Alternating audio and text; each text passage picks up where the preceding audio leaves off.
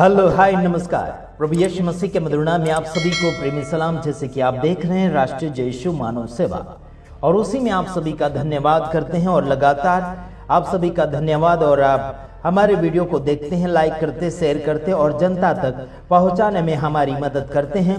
साथ ही साथ यूट्यूब का भी हम धन्यवादी हैं, वही हमारा साथ विशेष करके दे रहे हैं, यानी कि जनता तक यूट्यूब हमारे वीडियो को ज्यादातर पहुंचाने में हमारी मदद करते हैं।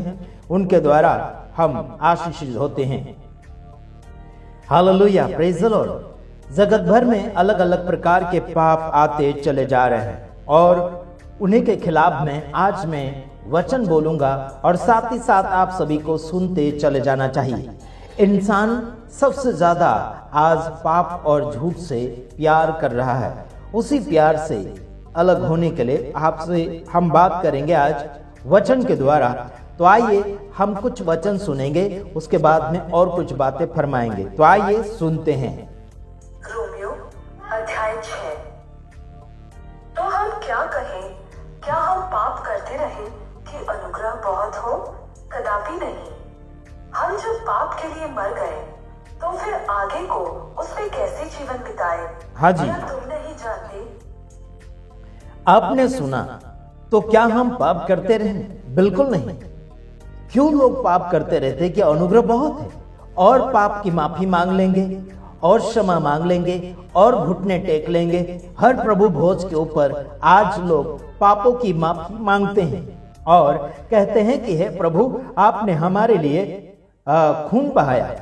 ऐसे करके हर प्रभु भोज के ऊपर लोग रोकर अपने पापों की माफी मांगते हैं। लेकिन प्रभु यीशु मसीह आपको और मुझे धार्मिक जीने, यानी कि धार्मिक जीवन जीने के लिए बुलाता है। तो बार बार आप पाप क्यों करते हैं? मेरे भाइयों बहनों, पाप करने की इजाजत आपको और मुझे नहीं मिलती है जब से आप और मैं प्रभु यीशु मसीह को स्वीकार लेते हैं। तो पाप करने की इजाजत नहीं मिलती। लोग सोचते हैं कि हाँ, तो हम क्या कहें? क्या हम पाप करते रहें कि अनुग्रह बहुत हो?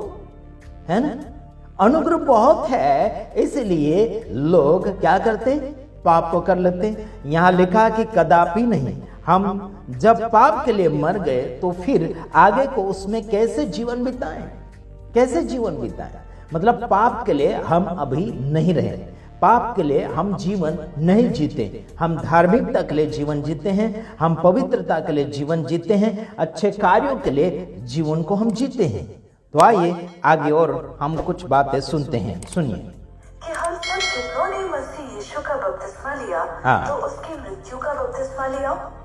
इसलिए उस मृत्यु का बपतिस्मा पाने से हम उसके साथ गाड़े गए, ताकि जैसे मसीह पिता की महिमा के द्वारा मरे हुओं में से जिलाया गया, वैसे ही हम भी नए जीवन के अनुसार चाल चले। Praise the Lord, praise the Lord.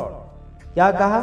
नए जीवन के अनुसार आपको और मुझे क्या करना है? चाल चलना है। नए जीवन के अनुसार चाल नहीं चले तो बड़ी मुश्किल हो जाएगी। प्रभु यीशु मसीह भी हम जब बपतिस्मा लेते हैं तो नया जीवन सा चाल चलने के लिए लेते हैं। पुराने जीवन को छोड़ने के लिए हम यीशु मसीह के पास आते हैं। यीशु मसीह के पास आने से आप और मैं बपतिस्मा लेते हैं, और उसी में हम पुराने जीवन की चाल चलन को छोड़ते हैं। हालांकि आगे और देखते हैं, सुनिए। उसकी मृत्यु की समानता में उसके साथ जुट गए हैं, तो निश्चय उसके जी उठने की समानता में भी जुट जाएंगे। क्योंकि हम जानते हैं कि हमारा पुराना मनुष्यत्व उसके साथ क्रूस पर चढ़ाया गया, ताकि पाप का शरीर नाश हो जाए, ताकि हम आगे को पाप के दासत्व में न रहें। Praise the Lord. आगे को हम पाप की गुलामी में ना रहें, आगे को हम पाप के दासत्व में ना रहें, पाप के सेवक ना बने, पाप के गुलामी ना बने, पाप के क्या बोलना चाहिए, उसके अधीन में ना रहें। लेकिन आज लोग पाप की गुलामी में बैठकर अपनी जिंदगी को जी रहे हैं और दूसरों को भी पाप की गुलामी में लेकर चले आ रहे हैं। आपको मैं ये वचन इसीलिए बता रहा हूँ, पौलुस के द्वारा आपके और मेरे सामने ये बातें पहुंच रही है कि पाप की गुलामी से आपको और मुझे जब यीशु मसीह ने छुड़ा लिया है, तो पाप की गुलामी को छोड़कर हम क्या करना चाहिए? वापस जाना चाहिए या फिर आगे की ओर बढ़ना चाहिए? आज लोग यही समाचार देते हैं।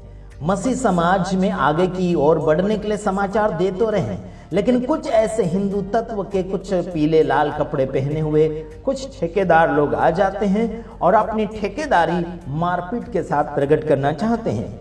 छत्तीसगढ़ में बहुत कुछ मारपीटें हो रही है मसीह समाज के ऊपर। कुछ मसीह पास्टरों ने कहा हमारी जान ले ले, लेकिन हम यीशु मसीह को नहीं छोड़ेंगे, प्रचार को नहीं छोड़ेंगे।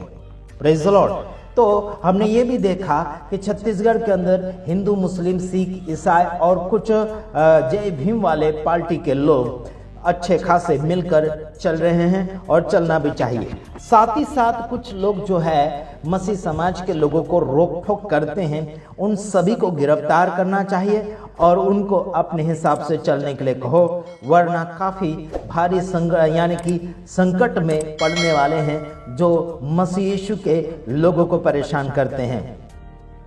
हालांकि आइए हम आगे की ओर देखते हैं कि हम गुलामी में नहीं बल्कि गुलामी से लोगों को बाहर निकालने का काम करते।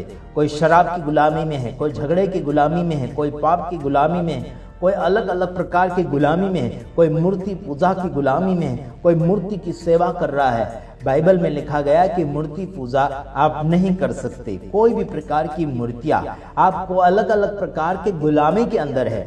इसलिए मैं कहना चाहता हूं कि आप ऐसी गुलामी से बाहर आ जाइए और स्वतंत्र होकर जीवन को जिए। आपका कोई लीडर हो गया या फिर कोई आपका संस्थापक, व्यवस्थापक या फिर आपका कोई हैंडलिंग करने वाला व्यक्ति हो गया, उसके अधीन में आप तभी रह सकते हैं जब वो वचन के अनुसार आपको ले जा रहे हैं। अगर वो वचन से बाहर आपको ले जा रहे हैं तो उसके अधीन में भी आप नहीं रह सकते हैं। जैसे कि कुछ लोग हमारे ऊपर लीडरशिप करना चाहते हैं, उनको हमने कहा है कि आप हमारे ऊपर लीडरशिप नहीं कर सकते हैं, क्योंकि हम बाइबल के अनुसार चलने वाले व्यक्ति है और बाइबल से बाहर ले जाने वाले व्यक्ति हमें बिल्कुल पसंद नहीं है। और कुछ बॉडी लैंग्वेज उल्टा सुल्टा बोलकर, यानी कि उल्टा सुल्टा बॉडी लैंग्वेज इस्तेमाल करते हैं, उनके खिलाफ में भी हम होते हैं। साथ ही साथ डांटना अलग बात है, गाली देना अलग बात है और उनको समझाना अलग बात है। एक बार मैंने एक व्यक्ति को डांटा था। वो व्यक्ति मुझे कह रहा था कि पास्टर बजेंद्र सिंह तुम्हारा पापा है, पापा क्यों नहीं बोलते ऐसे वैसे। तो मैंने उसको अलग रीति से जवाब दिया था, तो उसे लगा कि उसको हमने गाली दी, ऐसा लगा उसको। तो समझने में और समझाने में बहुत ही फर्क होता है भाई।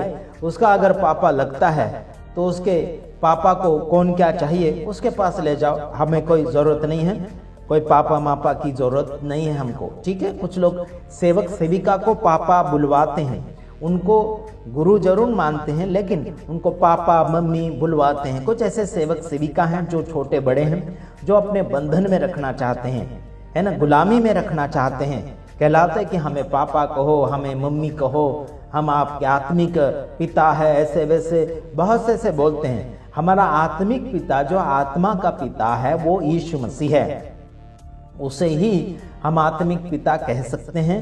आत्मिक पिता कभी मरता नहीं है। आज संसार के लोग जो है आत्मिक पिता ऐसे करके दर्शा रहे हैं, अपने आप को आत्मिक पिता दर्शा रहे हैं। एक दिन वो भी मर जाएगा, समझ रहे हैं? तो ध्यान रखना, आत्मिक पिता वो आत्मा का पिता होता है जो हमारी आत्मा को हैंडलिंग करता है, उसी को आत्मिक पिता कहा जाता है। संसार के पिता अलग है, उसे हम आत्मिक पिता नहीं कह सकते हैं। वो कभी भी लुढ़क सकता है, कभी भी जान से हाथ धो सकता है।